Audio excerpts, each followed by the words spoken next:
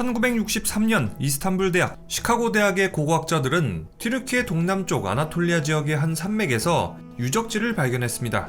당시 고고학자들은 석조로 된 유적, 땅속에 묻혀있는 거석 윗부분을 발굴했는데 어휴, 이 동네는 무슨 경주도 아니고 뭐 대충 삽 들고 파기만 하면 유적이 튀어나와. 아무래도 비잔틴 시대 유적 같은데 흥미롭기는 해도 특별한 유적은 아닌 듯 하구만. 이미 아나톨리아 반도 주변 지역에선 유적, 유물들이 워낙에 많이 나오고 있고 또 이 지역은 오랜 시간 농경지로 사용돼 와서 많은 부분이 훼손돼 있었기 때문에 고고학자들은 여기서 찾은 유적지의 가치가 별로 없다고 봤습니다. 그렇게 동산처럼 볼록 솟아오른 이 유적지는 배불뚝이 언덕이라는 뜻을 가진 괵베클리 테페라는 이름만 갖게 됐고 한동안 큰 관심을 받지 못했습니다. 한참 시간이 지나서 1994년 독일의 고고학자 클라우스 슈미트가 괵베클리 테페를 찾습니다. 뭔가 냄새가 난단 말이야. 이 유적지에는 뭔가가 있는 게 분명해. 내가 한번 발굴해봐야겠어. 그렇게 발굴이 진행됐는데 말도 안 되는 조사 결과가 나왔어요. 스톤헨지 절이 가라할 정도로 엄청난 규모의 유적지가 나온 거예요. 자, 먼저 스톤헨지를 보죠. 스톤헨지는 높이 8m, 무게 50톤에 달하는 거석들이 지름 약 98m의 원을 그리고 있죠. 그런데 이번에 발굴한 괵베클리 테페는 높이 5에서 6m, 무게 20톤의 T자형 돌들이 직경 300m를 그리고 있었어요. 이 T자형 돌들의 경우에는 머리가 더 무거우니까 이거를 똑바로 세우는 게 더 어렵겠죠. 그만큼 당시 인류는 꽤나 높은 기술력을 가진 것으로 추측됩니다. 그리고 이 T자형 돌들에는 뱀, 여우, 멧돼지, 독수리 등등 여러가지 동물들이 그려져 있었어요. 그런데 생각해보면 조금 이상해요. 지금 유적이 발견된 곳은 꽤나 황량한 곳이거든요. 그런데 여기 있는 돌에 여러가지 동물들이 그려져 있다? 그곳은 이 지역이 아주 옛날에는 물과 생명이 넘치는 숲이었다 라고 예측할 수 있겠죠. 그래서 학자들은 기후변화 때문에 지금처럼 황량하게 바뀌었을 거라고 추측하고 있어요. 그래서 더 이상 이곳에서 생존하기 어려워진 후대 사람들이 이곳을 버리고 떠났을 거라고 예상되고 있죠. 괵베클리 테페의 발견이 중요한 이유는 지금부터입니다. 괵베클리 테페는 인류 문명 발달에 대한 기존 이론을 완전히 뒤집었습니다. 자, 먼저 우리가 교과서에서 배우는 문명 발달 과정을 보자고요. 인간은 수렵과 채집을 하다가 농사를 짓기 시작하면서 농경사회가 탄생하고 사람들은 물을 구하기 쉬운 강 근처에 모여서 정착하기 시작하고 그 결과 지도자나 우두머리가 등장하면서 정치와 종교, 의례가 발전했습니다. 시간이 흐르면서 이런 사회적 과정은 수백, 수천 년에 걸쳐서 도시 형성, 정치 제도의 발전으로 이어졌다는 게 일반적인 인류 문명 발전의 설명이죠. 그런데 괵베클리 테페는 이런 기존의 이론에 도전장을 던졌습니다. 클라우스 슈미트 연구팀은 괵베클리 테페의 연대를 추측해봤는데 그 연대가 무려 12,000년 전까지 거슬러 올라갔거든요. 그러니까 구석기 시대 말기에서 신석기 시대로 전환되기 직전 시기인 거죠. 근데 이 시기 사람들은 아직 농사를 짓고 있을 때가 아니거든요. 여전히 수렵과 채집을 주된 생존 방식으로 삼고 있었어요. 이런 시기에 농경과 정착의 증거라고 할 수 있는 거대 유적지가 나왔다는 건 정말 이상한 일인 거죠. 그래서 처음에 인류학자들은 농경과 정착이 우리 학자들의 예상보다 훨씬 빨리 시작된 게 아닐까요? 라고 생각했어요. 그런데 그건 또 아니었어요. 농경의 증거나 가축을 길렀다는 흔적이 전혀 발견되지 않았거든요. 농업도구나 식물을 재배했다는 흔적도 못 찾았고 말이에요. 또 여기서 동물 뼈나 석기도구를 발견하긴 했지만 이것들은 주로 사냥과 채집에 사용할 만한 도구였습니다. 게다가 괵베클리 테페의 구조를 보면요, 사람들이 정착해서 먹고 자고 하는 정착지로 보기에는 어려웠습니다. 종합해보면 당시 사람들은 여전히 이동 생활을 하고 있었다는 거겠죠. 아니, 당최 이해가 안 가네. 사람들은 아직 수렵, 채집을 하면서 여기저기 식량을 구하러 이동하면서 살았을 텐데 왜 한 곳에 정착해서 사는 듯한 이런 건축물을 지은 거야? 그러니까 인류학자들이 미치고 팔짝 뛴다는 거예요. 농사를 짓고 가축을 길러야지 정착을 하고 이런 거대 건축물을 짓는 건데 수렵 채집하고 이동하면서 먹고 살던 사람들이 뭐하러 이렇게 거대한 걸 짓냔 말이에요. 그쵸? 자, 그래서 고고학자들은 새로운 이론을 만들었습니다. 종교가 농업과 정착 생활을 촉발했다는 이론이죠. 당시 유적을 발굴한 클라우스 슈미트는 이렇게 추측했습니다. 유적지 안쪽을 보시면 동그랗게 이렇게 사람들이 모이기 좋게 만들어져 있습니다. 여기는 정착지보다는 신전이라고 보는 게 더 타당해 보입니다. 또 여기서 사슴이나 가젤의 뼈가 발견됐는데 이것은 아마도 순례자들이 바친 공물이 아닐까요? 그래서 제 생각에 이곳은 망자들의 안식처 같습니다. 돌에 조각되어 있는 동물들은 죽은 자들을 수호하는 일종의 신이라고 생각합니다. 그래서 고고학자들은 괭베클리 테페를 이렇게 설명합니다. 사람들이 아직 수렵과 채집을 하면서 살던 시기, 사람들은 거대 종교 건물을 만들어서 종교 활동을 했다.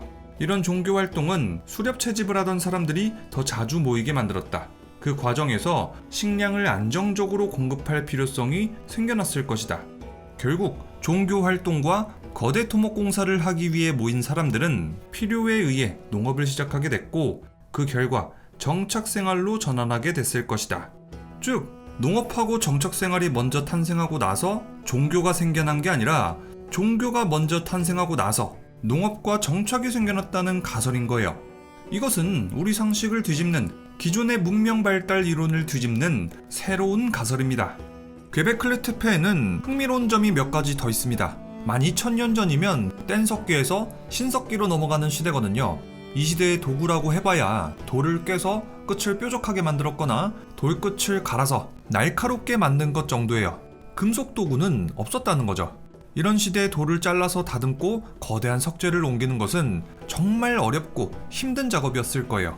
그런데 괭베클리 테페에 있는 거대한 T자형 석조 기둥은 높이 5m 이상, 무게는 수십 톤에 이르고, 이런 돌기둥은 200여 개나 됩니다. 이런 시대에 어떻게 이렇게 거대한 건축물을 만들 수 있었을까? 이해가 안 된다는 거죠. 게다가 괭베클리 테페는 단순 무식하게 크고 무겁기만 한 게 아니에요. 괭베클리 테페는 아주 섬세한 계획에 따라서 지어진 걸로 보입니다.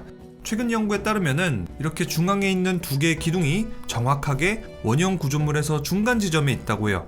또 각각의 기둥을 연결해 보면 거의 정삼각형을 그리고 있다고 하죠.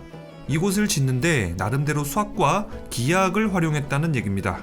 또 아까 전에도 설명했지만 이 석조 기둥에는 여러 동물들이 그려져 있죠. 도구가 없는 시대인데도 불구하고 이 정도로 예술을 표현한다는 건 대단한 일인 겁니다. 또 한 가지 흥미로운 점이 있습니다. 이 시기의 사람들은 보통 20-30명, 아무리 많아야 50명 정도로 이렇게 소규모로 모여서 여기저기 이동해가면서 수렵 채집을 하면서 살아갔습니다. 그런데 괭베클리 테페 같이 정말 크고 복잡한 구조물을 만들려면 일단 많은 사람들이 모여야 되고 조직적인 협동도 필요하죠. 만약에 이집트나 마야처럼 사람들이 많이 모여서 농사도 짓고 정착 생활을 하고 도시화가 됐고 문명이 발달했다면 사람들을 많이 모아가지고 대규모 토목 공사를 할 수 있었다는 게 설명이 다 돼요. 그런데 이 시기 사람들은 20에서 50명가량이 모여서 수렵 채집을 하던 시기라서 어떻게 이런 신전을 지을 수 있었는지 설명이 안 된다는 겁니다. 그래서 고고학자들, 인류학자들은 새로운 이론을 냈습니다.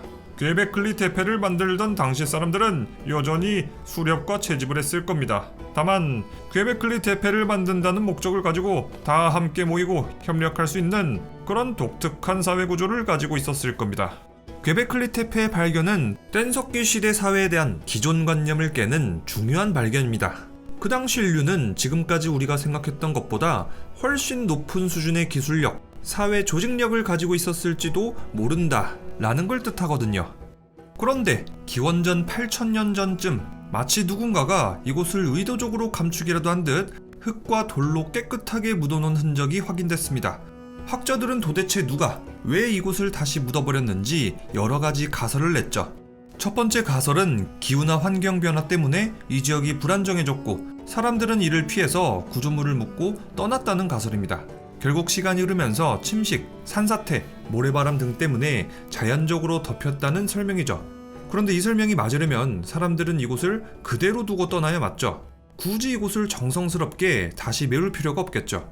하지만 조사 결과 일부 기둥 사이에서는 작은 돌, 토양들이 채워져 있었고 이것은 자연적인 매몰보다 인위적인 매몰의 흔적으로 해석됐습니다. 그래서 누군가가 의도적으로 이곳을 메운 게 아니냐라는 의견이 더 큽니다.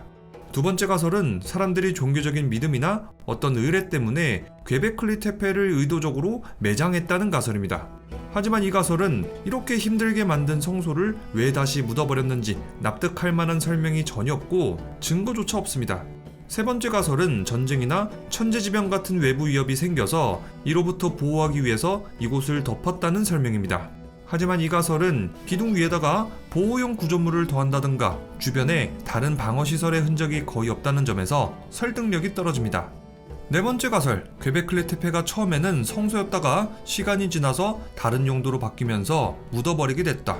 하지만 이 주장 역시 증거는 없고, 또 만약에 새로운 장소가 필요했다면 굳이 묻어버릴 게 아니라 새로 짓는 게 더 빨랐을 거라는 점에서 설득력이 떨어집니다. 자, 그래서 괵베클리 테페는 의도적으로 매장된 건지 자연적으로 묻힌 건지, 또 누군가가 의도적으로 이곳을 묻었다면 왜 묻었는지 여전히 오리무중입니다. 다만 최근에는 누군가가 의도적으로 이곳을 매장한 것이 아니냐라는 의견이 훨씬 더 크다고 해요. 괵베클리 테페에서 38km 떨어진 곳, 이곳에서는 카라한 테페도 발견됐습니다. 이곳은 괵베클리 테페보다 더 큰 규모의 유적지입니다. T자형 기둥은 250개나 발견됐고 신전도 더 거대하죠. 괵베클리 테페, 카라한 테페뿐만이 아닙니다. 그냥 이 지역 주변 전체가 땅을 파기만 하면 유적이 쏟아져 나오고 있습니다. 어쩌면 고고학자들이 상상하는 것 이상으로 엄청난 규모의 유적지일지도 모를 일이죠. 그런데 12,000년 전 이 신전을 지은 사람들은 그 어떤 역사적 기록도 없이 호련히 사라져버렸습니다. 남아있는 문자도 전혀 없고요. 그래서 한간에는 인류 최초의 문명 훨씬 이전에 아주 먼 옛날에 오래된 문명이 있었던 것 아니냐 하는 초고대 문명설, 인류 리셋설 등이 떠돌아다니고 있습니다. 뭐 이런 썰들이 한번 보면은 재밌긴 하지만 전혀 과학적인 근거는 없으니까 재미로만 보도록 하세요. 자, 그럼 오늘의 영화 인디아나 존스 리뷰였고요. 오늘의 영화 리뷰 재밌게 보셨다면 추억의 인디아나 존스 다시 한번 봐보는 게 어떨까요? 그럼 지금까지 리뷰형이었습니다.